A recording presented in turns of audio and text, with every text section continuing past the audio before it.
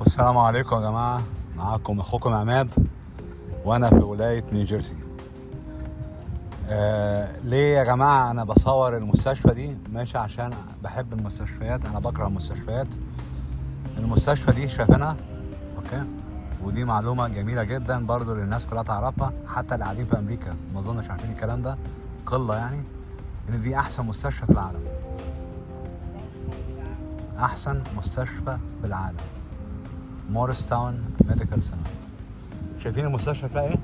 عادية جدا بالمقارنة بمستشفيات فلوريدا طبعا يعني عبارة عن شوارع، يعني ممكن تكون مثلا 7 فدان 6 فدان حاجة كده. دي مستشفى صغيرة، وعارفين ليه أحسن مستشفى في العالم؟ لأن فيها أحسن دكاترة في العالم بالمناسبة. بالتالي أنا حبيت أبين المعلومة دي عشان إن شاء الله لما أي حد يعمل زيارة لأمريكا يعرف إيه المستشفيات الكويسة والغير كويسة. أوكي، طبعا لما بيكون معاك تأمين طبي بتخش المستشفى. نظام المستشفيات في أمريكا كالآتي: لما بيكون عندك حالة طوارئ تتعالج ببلاش وبيعطولك الفاتورة بعدين. ما دفعتش فاتورة ما تخش السجن، مفيش الكلام ده، بس هتدمر لك كريدت. اوكي، بالتالي العلاج هنا يعتبر مجاني وغير مجاني، يعني بأمانة. اوكي، يعني هتتعالج. اوكي ما تخافش يعني. اوكي، هتتعالج. اوكي، بس لازم يكون معاك تأمين طبي في نظام المستشفيات الأمريكية. تمام. المستشفى طبعا لها سكشن كتير، يعني أنا شايف إن المبنى متواضع شوية بأمانة. أنا لما عرفت إن المعلومة الغريبة دي إن دي أحسن مستشفى في العالم أنا كنت مذهول، وأنا أعترف أنا كنت جاهل. أوكي، دي حاجة أول مرة أعرفها. أوكي، المستشفى لها طبعا سكشن هنا وسكشن هنا وفيها كمان، وهنا الباركن لازم تدفع حقه. تمام، بالساعة، يعني ممكن تدفع لك في اليوم $15. مفيش بابليك باركنج، مش زي فلوريدا. عرفت ليه انا بحب فلوريدا؟ فلوريدا الباركنج فيها ببلاش، المستشفيات كبيرة جدا ضخمة، شوارع، بس في الرعاية الطبية العالمية هي دي المستشفى المفروض تروح. اوكي، ربنا يبعد عنكم مرض واي حاجة يعني. ان شاء الله ما عمركم ما تزوروها يعني. اوكي، بس انا بقول بس ايه كنوع من المعلومات، لان انا عايز برضه ادي معلومات في كل منطقة انا قاعد فيها. اوكي، دي الجنينة اللي قاعدين فيها. تمام، كلها ورد وطبيعة. وبرضه زي ما قلت لكم موضوع الطبيعة هنا مهم جدا، لأن الطبيعة هي الحضارة. أنا مرة سألت السؤال ده، واحد سألني إيه فايدة الشجر؟ قلت له الشجر أصل الحياة. أنا بقى هزود على حاجة تانية، إن الطبيعة أصل الحضارة. من غير طبيعة ما عندكش حضارة من الآخر. يعني شوف، من شوية تربة من شوية طينة عملوا إيدينا شجرة، شوية زرع بسيط، قاعدة. ممكن هنا تدخن سجاير عادي، ممنوع التدخين في الناحية دي قدام، ممنوع، بس ممكن تدخن هنا. اوكي، ماشي. وعدد اللي بيدخنوا في امريكا قليل جدا دلوقتي. الامريكان بيحبوا يشربوا، ما يحبوش يدخنوا سجاير. اوكي، ممكن يشربوا مروانة، ممكن دي انا اصدقها، بس سجاير لا. سجاير قليل قوي اللي بيشربها، يعني اللي بيشربها مصريين زينا كده. اوكي، وبعض الامريكان بس مش كتير. اوكي، ناس قاعدة بتاخد راحة شوية، كلهم اهل مرضى قاعدين في المنطقة دي. تمام، وهنا في سياح كتير. عرفت انهم سياح من طريقة لبسهم، من طريقة اللبس اللي لابسينه. اصل نيوجيرسي مكان بيجذب السايح، لانه الاكل فيه جودة عالية، المطاعم يعني فيها جودة عالية جدا، بالتالي في سياح كتير بيجوا. اوكي،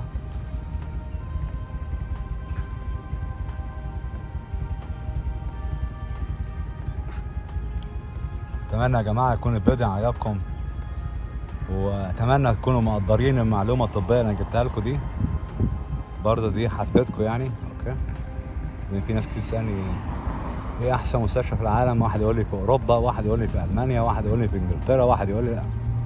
دي احسن مستشفى في العالم، احسن من المستشفى اللي اتعالج فيها حسني مبارك لما كان عيان الله يرحمه يعني، اللي هي في المانيا، احسن منها كمان. اوكي، واحد يقول لي طب ايه اللي خلاها احسن؟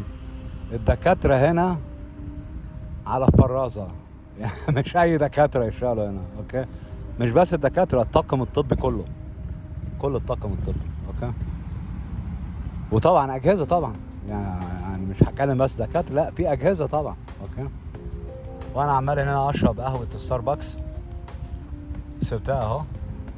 بالمناسبه انا مش سايق، ركنت العربيه، وطبعا لما بكون في مكان غريب بحاول امشي اكتر مركب العربيه، تمام، وبشوف المنطقه المحيطه بيا. تمام، دي قهوتي اهي، ستاربكس.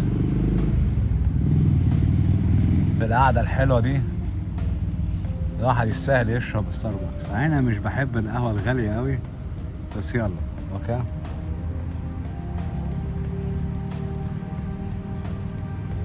الناس قاعده سمخاخ. شوفوا، شايفين البساطه يا جدعان؟ يعني احسن مستشفى في العالم والقعده في منتهى البساطه، حاجه اقرب من الخيال. ده مش بس كده يا جدعان، يعني ده كمان في محطه اتوبيس.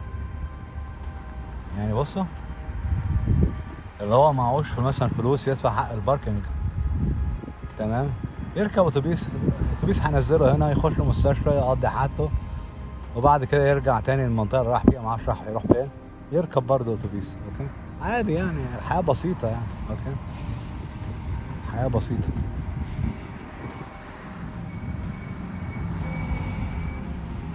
وده الجراج اللي بيركنوا فيه العربيات قدامنا. تمام، يبقى ايه الدرس احنا اتعلمناه هنا؟ ماشي، ان الجودة مش شرط يكون المكان فخم.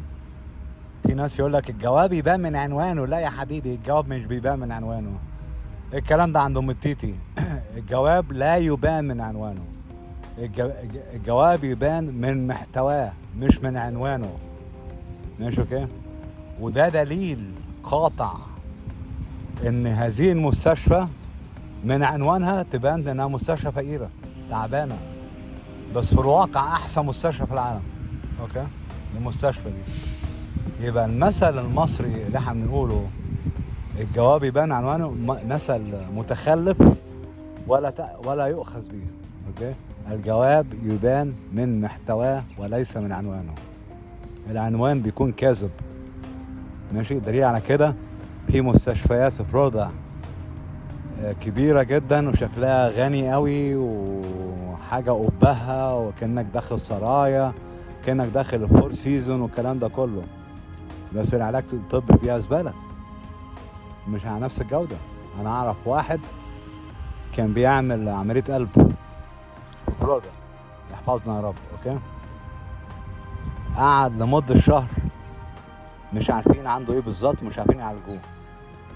راح أخوه غني يعني، أوكي، جاب له طيارة خاصة هليكوبتر نقلته من فلوريدا للمستشفى دي اللي هي موريس تاون ميديكال سنتر. طبعا المستشفى دي تعتبر بايونير معناها رائدة في علاج أمراض القلب، الكاردياك، دي نمرة 1 يعني. أوكي، بالتالي خدوا هنا عن طريق طيارة هليكوبتر خاصة، دفع $26,000. غني بقى، راجل غني. اوكي، تمام، وتعالج في خلال 4 أيام وطلع مستشفى زي الفل، مفيش اي مشاكل.